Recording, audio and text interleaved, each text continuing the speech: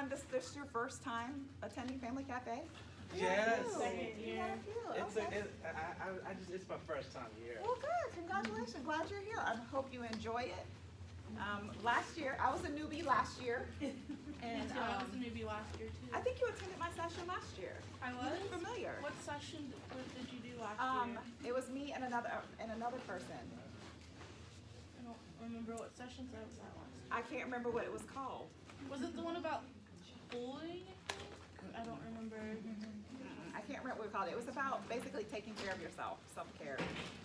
Yeah. But anyway, so my name is Tressetta Alexander, and I am a faith-based business coach and motivational speaker. As I was mentioning to those of you who were in here a few minutes ago, I was talking about the previous session where I learned about my personality color, and it really fit me to a T. I'm a gold, which means I'm all about organization and lists and getting things done, being organized, being very task driven. And so I think that makes me the perfect person to teach this session on the Perfectly Unbalanced Life. Just to kind of give you a little bit of background about me, I have a cousin who is special needs, and he came to live with us when he was his senior year of high school, and it introduced a completely new dynamic into our family. And so I do, while I don't have a special needs child, I definitely understand the dynamic shifts that take place and how, especially when something is introduced, whether it's special needs or if it's a disability due to an accident or something like that, things happen and it completely shifts your entire world, and we have to then start making some adjustments so that we can handle whatever that urgent need is or whatever's going on at the same time. And so my topic today is the perfectly unbalanced life, and we're all seeking the end thing right now is find life balance, find work-life balance. And really and truly that's a myth. And so we're going to be talking about that today and how you can actually find what works best for you. Because there is no one-size-fits-all approach to getting things done and being productive or just living life in general. And so I'm going to share with you some strategies that you can take and implement into your life. Take what, try them on for size. If it doesn't fit, toss it to the side and try something new. Because what works for me doesn't necessarily work for you. But before we start diving into the content, I want to tell you a little story about me. I am known as a crazy life conqueror. That's kind of my nickname. I'm the bona fide crazy life conqueror because I know all about crazy life. And I just realized I didn't hit record. Yes, I did. Okay. All right, so I know all about conquering the crazy life. I was a single parent, and I was a non-traditional student, so I got pregnant my freshman year of college, and so I took a class here and a class there, and then finally when I decided to go back to school, I was working full-time. I was a full-time mommy.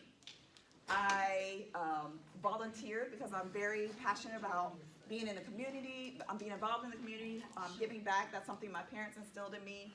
And I had friends, and there were things that I wanted to do. So needless to say, I wore a lot of hats, and my schedule was crazy. I even had a color-coded schedule and all. So, and I put it up on the refrigerator so that everyone could see during this time, don't bother me because I'm studying, or, so I know all about reeling. It's like herding cats sometimes with all the different things that we have to do. It's like you just can't get it all, you can't get it all together. And so I know a little bit about reining some stuff in that can get a little crazy.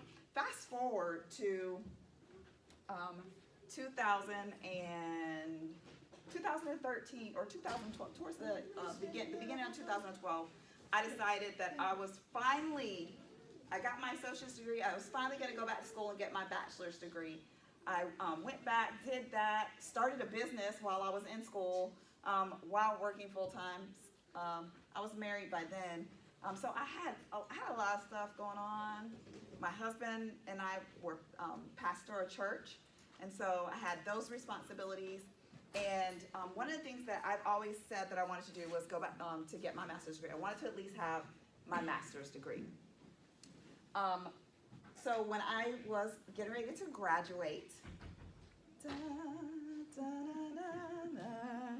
all of that pomp and circumstance, super excited, graduating with honors, and what was supposed to be one of the happiest times of my life. 2 weeks later, I received a phone call that I was being diagnosed with breast cancer. And kind of knocked the wind out of my sails a little bit. I was planning on taking 2 weeks off and then starting to study for the GMAT so that I can go to school to get my master's in business administration and go on and do great things in the world and solve all the world's problems and all that, but all that came to a screeching halt. And I had to do some reflecting. I had to do some introspection to decide what was most important in that moment. What was most important for me to do at that phase in my life? And how many of you know your health is kind of important? Just a little bit, right? It's just a little bit important. And so studying for the GMAT, it was going to have to wait. Going back to school for my master's, it was going to have to wait. And I had to make some serious decisions. I had to make some serious shifts with my life because my life was on the line. My life was on the line. And what was important before I got that phone call wasn't quite so important anymore. And that's okay. That's how life is, right? There are going to be times when things come up and what was important 5 minutes ago seems insignificant now. So finding balance is really, it's a misnomer. It doesn't really exist. Balance really kind of means equal weight. It means equal weight. And we can't give everything equal weight. There are just some things that are going to be more important than others. But if we focus on prioritizing, finding the thing that is most important right then, and what can wait, be put off to the side for a few minutes. I want to do a little demonstration to kind of share with you, or visual. I'm a very visual person, and so I like to show you visually kind of representation of kind of what we end up doing. So this is typically our lives, right? So we have all these crazy things going on, and it could be things like cooking dinner. It could be like carpool. It could be grocery shopping. It could be going to work. It could be just getting dressed in the morning. There's all these little things. Stealing a moment to take a bath and lock the door so you're not interrupted. Anyone have that issue? Like, there's no privacy in my house. Literally, like, I can't do any. The bathroom is supposed to be your solace. No, it's not happening. Anyway, I digress.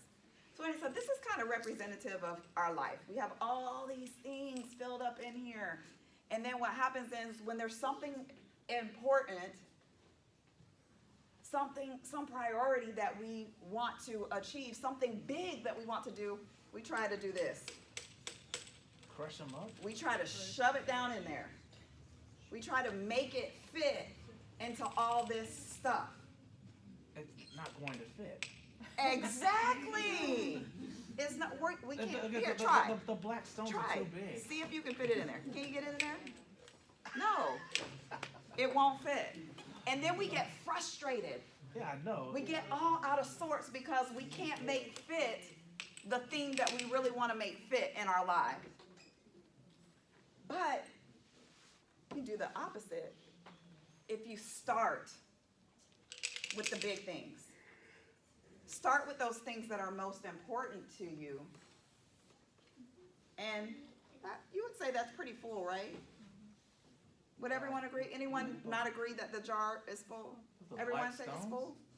It's full, right? Yes. But if I take these smaller stones and the sand, A green sand? yeah, I like to be colorful here. Life is colorful. Just don't get it all over the floor. I'm trying not to. I'm trying not to. You guys get the point. I don't have to fill it all the way. So see, now, it looked full before, but there was still room in there. So we still have room for some of the other things that we really like to do, right? So you still have time to binge out on Netflix. You still have time to hang out with friends. You still have time to do that craft or that hobby. But when you start with all the little stuff, it's hard to cram the big stuff in. Yeah.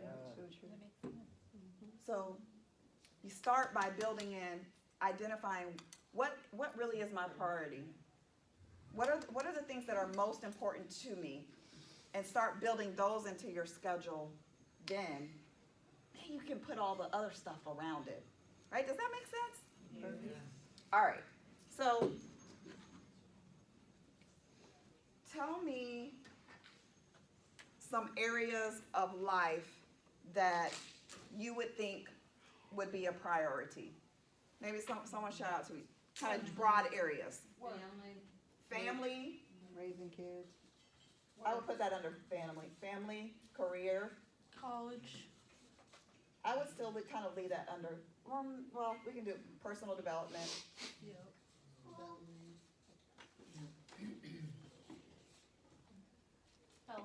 Health. Having personal time just for yourself. Self-care. I love you. Yes. Me time. Self-care. What did you say again? Health. Health, yes. Sorry, I didn't mean to point. Fine. I worked for Disney for 5 years, so I know, this is how we point. Yeah, this is You don't ever do your finger like this, like you point this way. Let's see. Anything else you can think of? Education? Education, that would fall here under personal development. Oh. I think Faith. Faith, spirituality. Yes.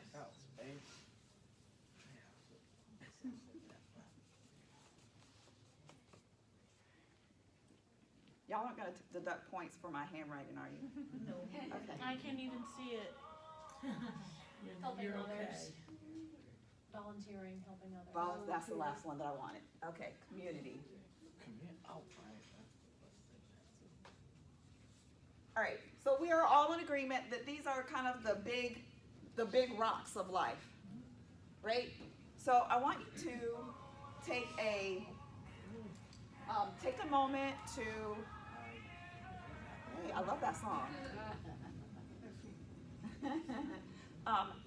Take a look at this list and mentally go through and number 1 through 10. I want you to think about how you would rank those right now in your life. Think about the job, if you think about how it is that you are prioritizing them in your life. What does it look like now? If you think about how you spend your time, are they little rocks or are they big rocks? So from 1 to 10, just kind of mentally think of each one. Anyone care to volunteer where they would say their family is right now? Number one. Number two. One being the highest? Okay. Family means, you mean family you live with, or, I mean, It's, I take care of my, Alzheimer mother 4 hours south, my autistic daughter 5 hours north, and then I have my lung issues, my husband has heart issues, so, I'm family. generally speaking, whatever family means to you. Okay. Like, for example, I'm kind of like you. I have, both of my parents are elderly. My father lives in the same city with me, and then my mother lives here. And so, lately her health has not been as the best. So once a month I've been coming down to just check on her, do some meal prep, clean, those kind of things to see that. I mean, she's able, has a part-time job. Well, it's really a full-time job, but she's not able to do some of the things that she used to be able to do. She doesn't get out like she used to get out, right? And so, while she's my family, she doesn't live in the house with me, but I still have made her a priority. So I had to make some shifts when I noticed that there was a change in her health. I started having to make some shifts and say, okay, I don't know how long she's going to be around. I want to make sure that I like my Saturdays. I like my time, I'm busy. I like to have my time to rest and relax. But it took, I prioritized my family to the point where I was willing to make the sacrifice to drive 4 hours to come and see about her, right? So while it made before, maybe this was like a 3, and then all of a sudden I had to shift it to a 1. What's your question, sweetie? Yeah, usually my family likes to work too. They do? Yeah. That's awesome. So, career. Where would anyone want to volunteer where a career falls in their priorities right now? Number one. Well, number one? 5. I would be way down.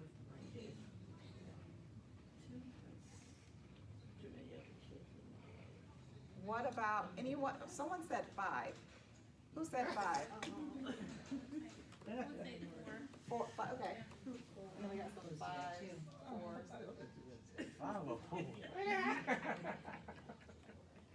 What about personal development or education? Oh, did you want to? I just think personal development should be a priority because a lot of times that can help you further your career. Yeah. Well, these are just kind of overview.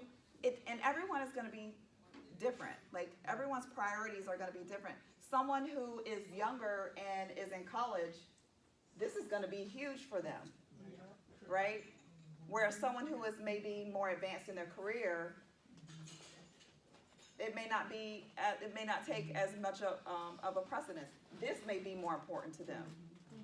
Someone who's just graduated from college, maybe career is going to be the big rock, the biggest rock for them. So in different seasons of life, your priorities are going to be different. But I really want, the reason why I'm having us do this is because thinking about where it is right now, where we spend the bulk of our time, then we're going to, after we go through all these, then we're going to talk about the shift. Because sometimes we say something is a priority, but when you look at how we spend our time, it's not in alignment with what it is that we say. And there's times that we need to make, once you look at it, then you recognize, I really want to be, let's say here, we're at a 4 or 5, and I really want this to be at a 1. What do I need to do differently to get me from here to here? Does that make sense? Yes. Okay, so back to personal development. Anyone have personal development, or this is education? And this could even be something as small as just reading books, right? You can educate yourself in so many different ways. We have online courses and all that. So who has personal development kind of low closer towards the 10 side in their life? Like low Throw out a self-esteem. number. Throw out a number. 8. 8? Okay. We got an 8, we got a 10. Oh my God, Okay. that's high. Low, we're going the other way around. So this is low. Yes. This is number one priority. Ten's low and one's high. Yeah. So, what about self-care? I got that more near the top, because that includes other aspects of your life. It sure does. It sure does. Including health and other things.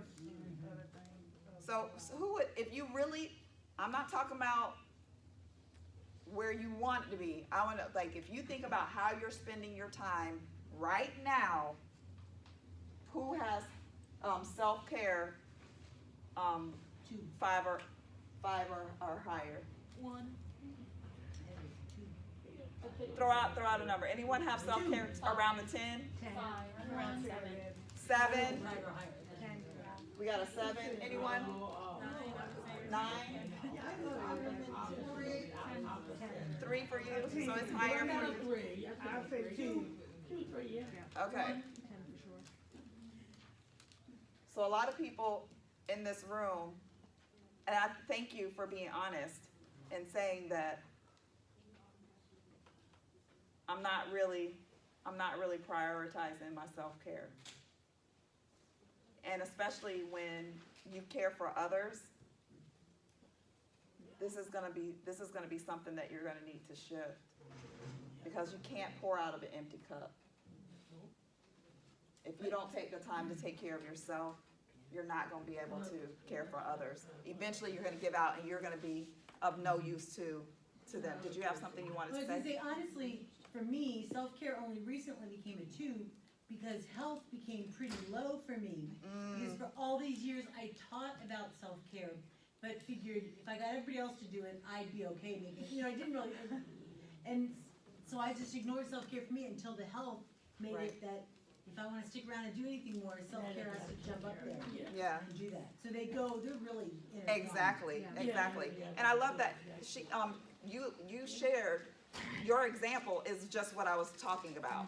How we get no offense to the gentlemen in the room, but us as women, we're nurturers, and we tend to give to our children, we give to our spouses, we give to our friends, we give to our church, we give to our organizations that we're a part of, and we are giving, and then all of a sudden, we wake up one day and we can't even get out of bed because we're so depleted, we're so exhausted, and our body just is not responding. And this right here, for you, really you're gonna need a shift over here to be closer to a 1. Well, if I could share something, I have a friend who just lost her son, he's 15 years old, cared for him 2 years, and I kept telling her, listen, you gotta take care of you, Yeah. because you're not gonna be able to help him get through any of this until you take care of you. And Right. it's gonna affect your health, everything like that. And she'd feel guilty whenever she took a break for even one day. Yeah. And we're gonna talk about that. That's my next point. So and we already established that these two are really connected, but they are different as well, right? So when I talk about health, I'm talking about your diet. I'm talking about I was gonna say nutrition. That's the same thing. Exercise, going to the doctor, Yeah, not ignoring. I go to the doctor. You go to the doctor? Yeah. You should go to the doctor. Yeah, I go there. So not ignoring those symptoms, Your sleep needs, Sleep? Sleep goes to me in both of these. It does? Sleep goes into you both. deprive yourself of sleep. Because, look, sleep deprivation affects you both physically and mentally. You sure? I know I can't think straight. I can't even think straight if I'm sleep deprived. And coffee just won't get it sometimes. And it also affects your patience level. Absolutely no Yes. patience. I feel like I complain about everything. Yes. Anything on the TV, anybody in the car. I said, and that was like not me complaining. I was always happy. Yeah. But I get that way when I get hungry. you just, that's, The hanger is real. Just have a Snickers bar. There you go. Yes. I know when I don't get enough sleep, I get sick real easy because your immune system gets bad. Yes. yeah. You know, and the reason why that happens is because, not to get all into all the medical jargon and medical stuff, but your all your body systems are operating. Your body is regenerating at night, so it's really important for you to get into that deep sleep, that what they call the REM sleep, so that your body can basically it shuts down and it does all its reparative work when you're sleeping. Anyone ever notice that when you get a cold, how like during the day when you're up moving around you feel pretty good, but then as soon as you go to bed at night you feel horrible all over again? It's because your cranky. yeah, because your immune system shuts down. Like all your major body systems kind of shut down so that your body can rejuvenate, regenerate. So that's gonna be so both sleep goes into both of those. I have a question. Yes, ma'am. Like when my mom called me to get my medicine, and I just lay straight on down and go to sleep. And when she come in the room, you ain't hear me calling you? I woke up like you know, I went to see what she wanted, but I got back in the bed. Know how you be so tired and worn out and you don't be going so much till you ready to lay down and go to sleep? Yes. That's how I feel sometimes. Yeah, and it's and if you wake up, I don't want to get too deep into this, but if you wake up, anyone take naps? I love some naps. Well, sometimes. I love me some naps. I live for my Sunday afternoon naps. I sometimes doze off during the day. Anyone ever wake up from a nap more tired than when they laid down? Sometimes. Let me tell you why. If you want to take a nap, 15 to 25 minutes. You don't want to go any longer than that because then you start shifting into that deeper sleep. And if you wake up in the middle of that, it makes you more groggy, you're mentally foggy, and you just don't, has the opposite effect of what you want. 15 minutes is kind of that sweet spot. So just, you'd be surprised how 15 minutes can really make a difference. So let's shift into faith and spirituality. How many, someone throw a number, who has a 5 or lower for faith and spirituality? 5, a 7, 6. I would probably do 5. Anyone like 7, 8 range? You, what was your number? Me? Health, faith, community, self-care, they're all like a 9 or 10. Okay, so all of these. Good. Now, is 9 and 10 being worse or Yes. better? Yeah. So if you think about what's the number one thing being 1, and then closer, the higher the number, the lower priority it is. What about community for someone else? I know she was saying 9 and 10 for kind of all those. Mine was high because I think of community more as what I'm doing for other people. Right. Activities. And again, I find that those are higher and things for myself are lower. That kind of what we've already been talking about. Work, family, community is up there, Right. self-care, health, and then below. Okay. All right, so knowing that, armed with that information, having taken the time to reflect, anyone want to share that now, thinking about that, you know what, I really want to make something that's been a little lower priority, that I want to make it a higher priority? Someone want to share an example for them? Yes, ma'am. I would like to make my faith a higher priority. Okay, so what does that mean to you? What are you currently doing? What would you like to do? Currently doing everything for family. I do self-care and health, but I don't do spirituality. Okay, so what would it look like? If you made spirituality or faith more of a priority in your life, what would that look like? Instead of waking up and reading something else, maybe reading Like my Facebook? Bible. Yeah, Facebook or checking emails. Cause I had that quiet time, but I could be reading my Bible, doing something else. Okay, okay. That's simple, right? It's simple as that. A lot of times we make it more difficult than it really is. We think, like, oh, I want to make my faith a priority, but I just don't know how I can fit it in. 5 minutes. we squander 5 minutes in a heartbeat. It doesn't have to be so difficult. Just choose one thing that, and I'm gonna get you in just 1 second. Just choose one thing.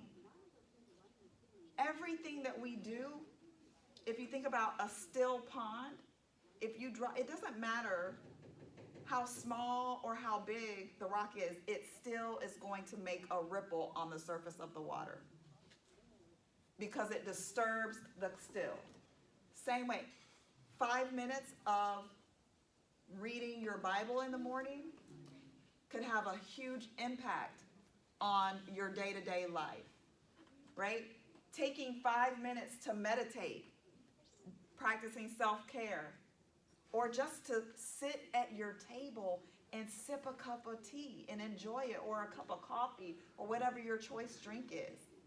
It could be that simple, but have a profound impact on your life. So making the shift in your priorities doesn't have to be like this big thing like we normally think it is. Something really small can make a huge difference.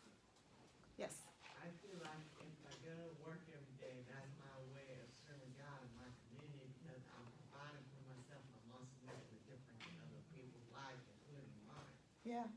Yeah. And see, and it's all about perspective, right? So we can't allow what someone else's views about different things are dictate to us how we view things, right? Because we all have different priorities. Our lives are different.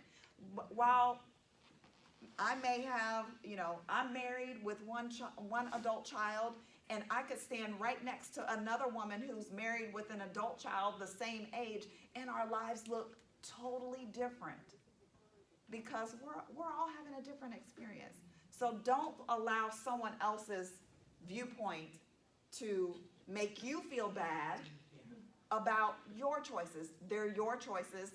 It's your life. You're the one that has to live it, right? So taking the time to find one thing, and that's all I want you to do. I'm just asking you today to choose one of these areas that you've kind of had low on the totem pole of priorities that you really want to make more important in your life, and choose one activity to do. Something small, whether it's 5 minutes, takes 5 minutes, it could be whatever you want. One of the things that I decided to do about 1.5 years ago, I decided that I wanted to give myself the best part of me, right? I work for someone else, but I also have my own business. I have my own dreams, my own goals, my own ambitions, and I'm a morning person. And so, but because I work for someone else, my mornings were going to my 9-to-5 job. And I'm like, why am I giving the best part of me away to someone else? Why not invest in myself first before I invest in someone else? But that meant, even though I'm a morning person, that meant me getting up earlier. And so I just said, okay, well, you know what? I'll start getting up at 6 o'clock, give myself an hour every morning to work on something that's important to me. And I ain't gonna lie, it was rough. It was rough in the beginning. But because I had a why behind what I was doing, and I knew what I was gonna do, I didn't just say, I'm getting up at 6 o'clock and I'm just gonna get up, and I had a plan. Like I knew exactly, I had a routine that I was planning on doing during that time period. So it wasn't just, I'm gonna lay there and be like, well, I don't really know what I'm gonna do with that time. I'm just getting up for the sake of getting up. No, there was purpose in what I was doing. So that made it easier for me to, when that alarm clock went off at 6 o'clock in the morning. Now I've even shifted and I get up at 5:30 because I found I needed more time. But that's something that shift in my priorities has made a huge difference in my life. Who I am today, how I show up in the world has really, really shifted because part of my routine is I spend 10 minutes every morning reading some sort of professional development book, something that's going to expand my mindset and challenge my current thinking processes and teach me new skills and techniques and strategies that I can take and apply to my life. And as a result, I'm a completely different person than I was just a year and a half ago. So don't discount the small thing, because the force of consistency has a huge impact. You ever seen you ever notice how rocks in a river are smooth? Rocks don't, I don't know if you knew this or not, but rocks don't just they don't come on the earth smooth. They're really rigid and jagged, right? But what happens is because the force of the water running over them consistently over a long period of time, they begin to smooth out. And the 5 minutes done daily on a consistent basis, you'll begin to see the impact of that, right? So you can make a shift in whatever your priorities are. So you've identified, now that we've already identified what's really important to us, and I hope you've got in your head an idea of one thing that you want to do to start making that shift over into the space that you're wanting to. The second thing that I want you to think, that I want to impress upon you is to give yourself grace. Give yourself grace. If you miss a day, it's okay. If life happens and throws you off kilter, it's okay. A lot of times we beat ourselves up and we quit and we give up because it's like, oh, I missed, I didn't stick to it. I didn't do it. I missed 3 days and I didn't do it. And so we're like, oh, well, I'm not going to do it anymore. It's okay. Give yourself grace. We are imperfect beings. You're not going to get it right 100% of the time. I'm sorry if I hurt anyone's feelings. You are not perfect. But it's okay. You just pick back up where you left off and keep it moving. I don't want you to sit there and start beating yourself up and getting into pity parties. I always do this. Because, right, we do that, don't we? I said that I was going to stop doing that, and here I am, right back doing it again. I said I wasn't going to get angry with her over that anymore, and I blew up. Give yourself grace. You deserve grace. We extend grace to other people, don't we? Yes. Why are we so resistant to giving ourselves grace? Extending that same thing to us. Just like others are deserving of grace, you're deserving of grace too. But it's hard when people expect you to live up to their expectations when they can't even do it themselves. Yeah, And they don't even realize they're doing it. It's true. Really? One of the sayings that I like to live by is that it's not a competition. We're not in competition with anyone. We don't have to necessarily live up to someone else's expectations. All we have to do is, the only person we're really competing with is ourselves. And I'm only competing with me. And I want to be a better person tomorrow than I am today. That is the only expectation that I really want you to place on yourself. Is that, you know what, let's try and show up better tomorrow than I showed up today. And if some crap happens, Maybe you have to have a new normal. That's right. Instead of being so tough on yourself, have a new normal. Yes. I had the rug pulled out of me where I was in an accident, I wasn't paralyzed. I got a new normal. Right. And it took me a lot of years to learn it, but, I'll just find different pleasures and different ways to enjoy. Yeah. One of the things, someone that I follow, I feel like I know him because I've read his books and I listen to him all the time on his podcast and all that. But one of the things that, strategies that he shared, his name is Hal Elrod. And he says one of his mentors taught him this strategy. And what you do is when stuff kind of gets your goat, when things don't quite go the way you expect them to or you want them to, you give yourself 5 minutes to just, that sucks, I can't believe that happened. Set a timer, get your phone, set a timer, and you just go to town, and then when that timer goes off, you go, can't change it. Okay. You mean instead of the 10 years it took me? Can't change it. Can't change it. And then, and then after you've vented, you've poured all that, got all that junk out of you, and you're like, can't change it. And so then you accept it and you move on. And if you start using that technique, I promise you will find that it'll be very hard to even make it to that 5-minute mark. Maybe, maybe at the very beginning, depending upon what it is, you may be like, when that 5-minute timer goes off, you might be like,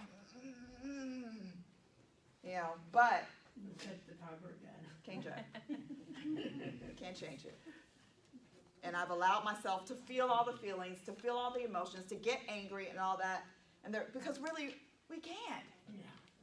There's nothing you can do about it. You may as well, the quicker we can accept the mess that comes to our lives, Yeah. the easier, the faster then we can move beyond that and come up with a solution. Because getting angry, getting frustrated, it doesn't change what happened.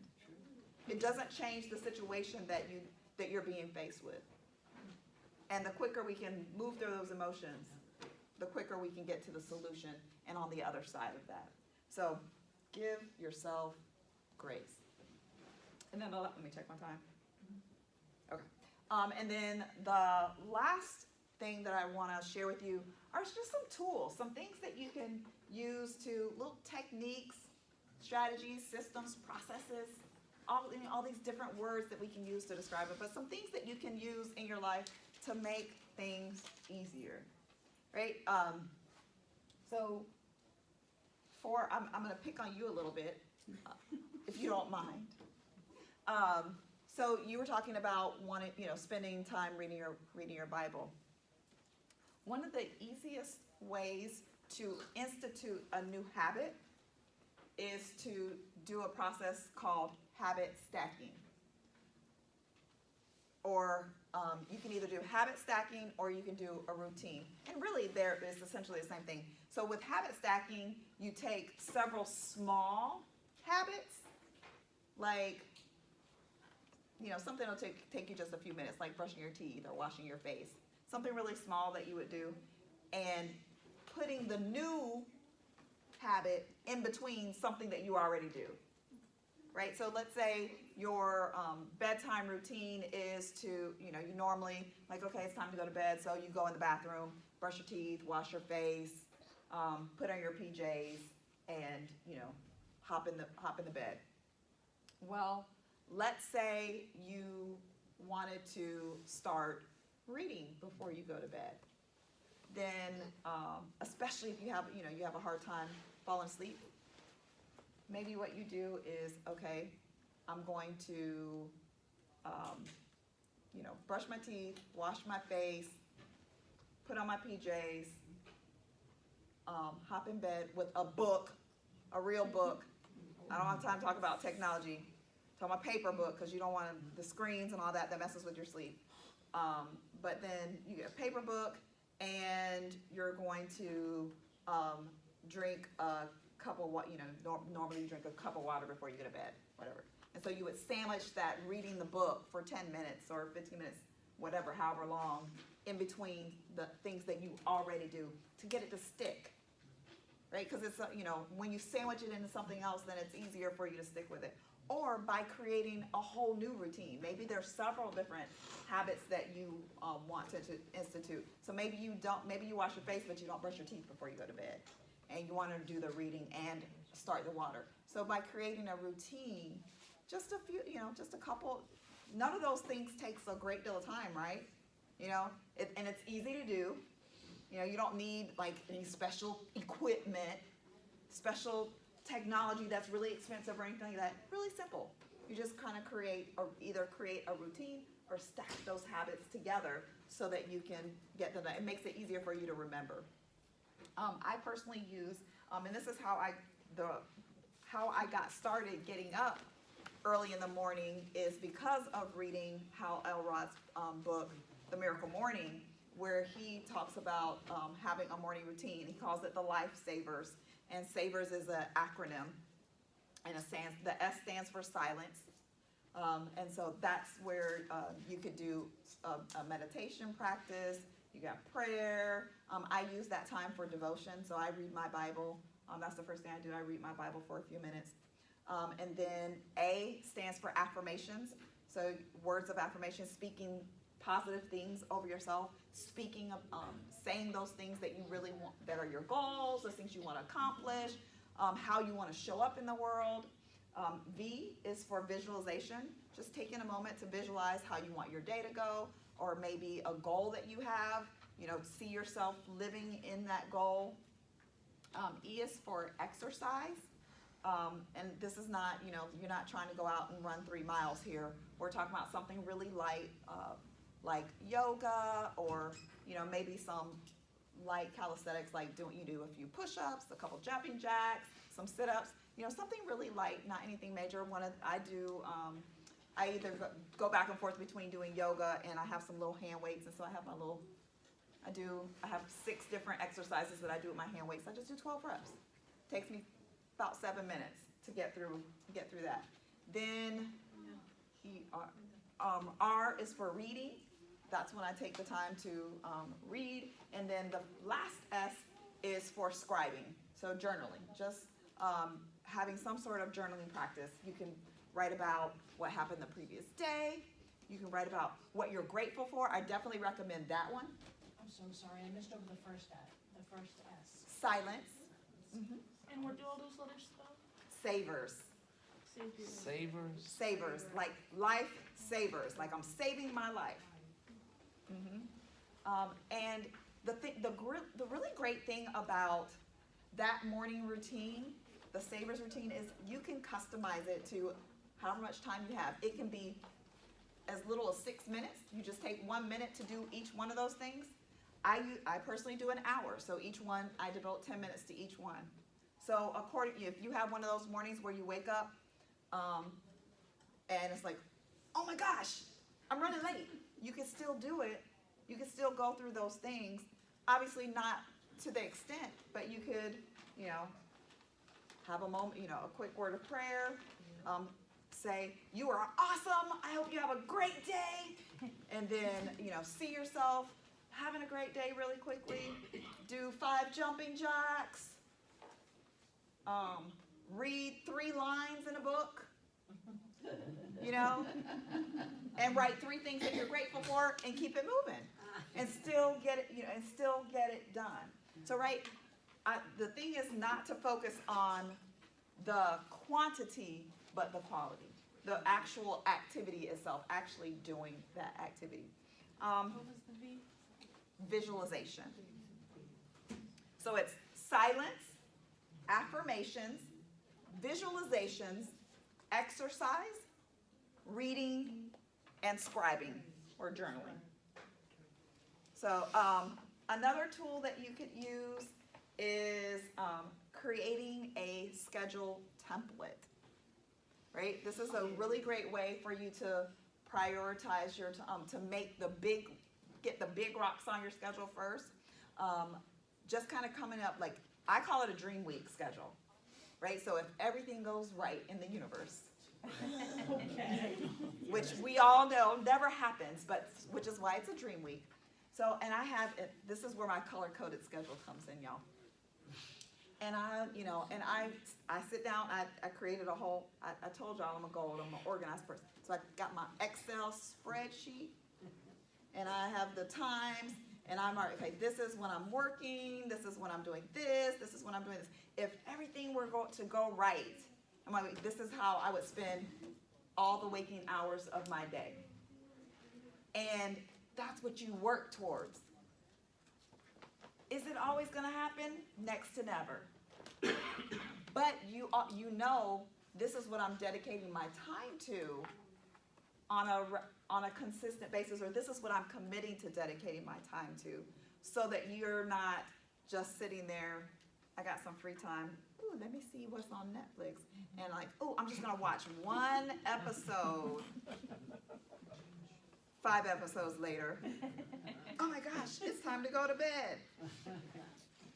That's never happened to anyone in here, has it? I didn't think so. But yeah, because what happens is when we know where we're spending our time, I like to think of time, we spend time on things, right? Think about time as money, right? We've heard that saying, time is money. Yeah, I've And heard of that. the reason why we say that, we also pay attention, Yes. right? So if you think about how we budget our money, we need to do the same thing with our time. We need to budget our time and think about putting the things that are really and truly our priority on our schedule first, and then adding in the things that are fun and exciting that we just desire to do, that are really, that the world won't come to an end if I don't do it, but it sure would be nice if I could do that, right? So creating some sort of schedule template so that you know day by day, I have these pockets of time that I can use to do different, to do the different activities that I really want to. Also, to go kind of to piggyback on that, there's what's called time blocking. And time chunking. And they're kind of similar, but what time blocking is essentially identifying the fact that you have an open space on your schedule, whether it's 30 minutes, an hour, 2 hours, whatever, that's a block of time. If you take the time, have a designated day of the week where you kind of look at your schedule for the week, what you've got going on, and say, all right, I see I have an hour on Wednesday free.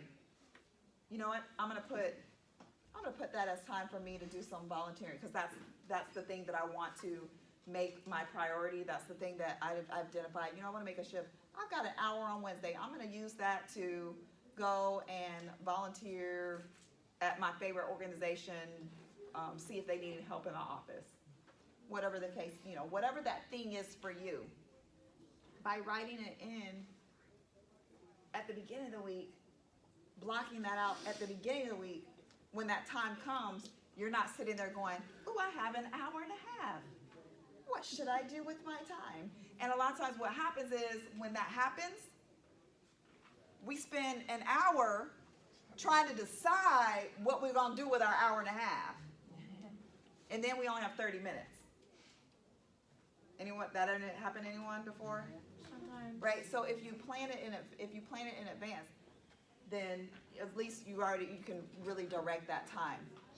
Now with the time chunking is to put tasks that are similar, things that you have to do on a regular basis that are similar to one another in the same time block. So let's say it's cleaning something. Maybe you need to do laundry and wash dishes and some other things.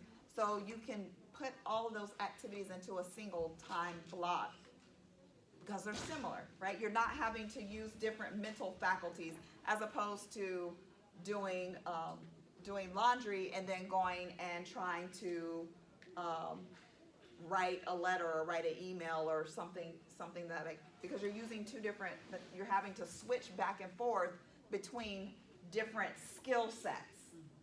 So if you put things together that utilize the same skill sets, then it's much easier for you to go through the different tasks rather than going back and forth. Because we tend to say, you know, like if you were going back to the laundry and writing a letter or email thing, those require two different skill sets. And what you're really doing is what we call multitasking, That's not good. which is a myth. Multitasking is not real. We're not made up to be able to multitask. What we're doing is task switching. We're going back and forth between multiple tasks. And this is something, I actually teach this, what I'm teaching you all, I teach this as a 4-week course. And one of the things that I have the participants do is we do this test. Do I have time? No, it's only. Oh, yeah, we do. It only takes like 60 seconds. So I have them do, what did I do with the marker? So I have them do this little test to show them.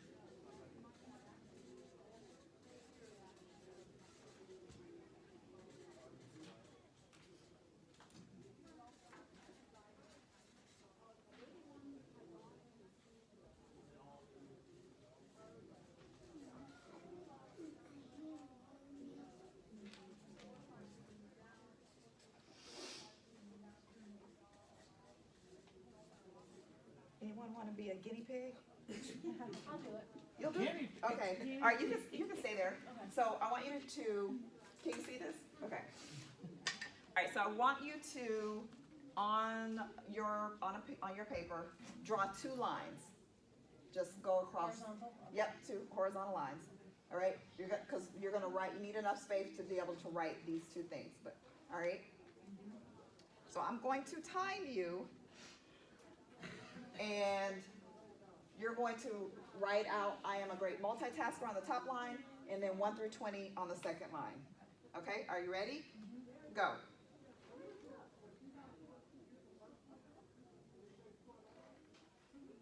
I feel like we should have the Jeopardy music playing.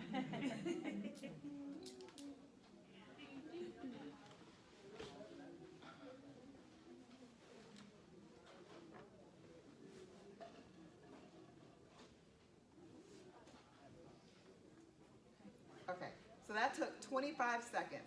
Now I want you to flip your page, do the same thing, draw 2 lines, and I'm going to time you again, but this time you're going to alternate between the 2. So you're going to do I, and then 1, A, and then 2, and go back and forth between the 2. Does that make sense? Okay, are you ready? Go. Who's doing the Jeopardy music for me? And see what happens when you're switching back and forth. This is a really simple example. But when you're switching back and forth, you're having to remember where you left off.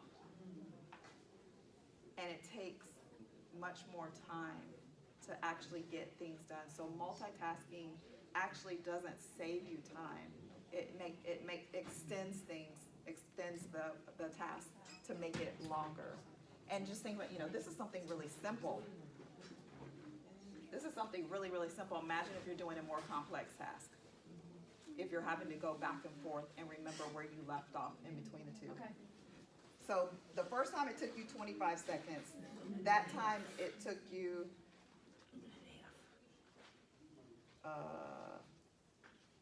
45. So almost double. It took her almost double the time. And again, this is a really simple example. But think about doing a much more complex task, and you're having to go back and forth, back and forth, back and forth. You're actually wasting time. So I don't even remember how we got on that, but so focus your time so that you can get all those done. All right, so what's important? Know what's really important, and find something small, some small thing that you can do to move the needle in the direction that you want to go. 2, give yourself grace if you don't follow through. If you fall off the bandwagon that one day or 2 days or 10 days, however long it is, give yourself grace. And then 3, find some tools that will help make life easier for you. that will help you be able to keep the things that you want a priority in your life an actual priority. Find what fits for you. And what fits for one situation, it may work for you over here, but it doesn't work for you over there. And that's okay. Keep searching for ways to do things in a way that makes sense for you until you find that sweet spot. That help? Yeah. Awesome. Thank you all so much for coming to my session. I hope and enjoy the conference. And I'm here if you have any questions. I'll be here. The next session was supposed to be my husband, and he had an emergency and wasn't able to come. So if you have any questions, I'll be around. Happy to answer any questions for you. Thank you. You're welcome. And on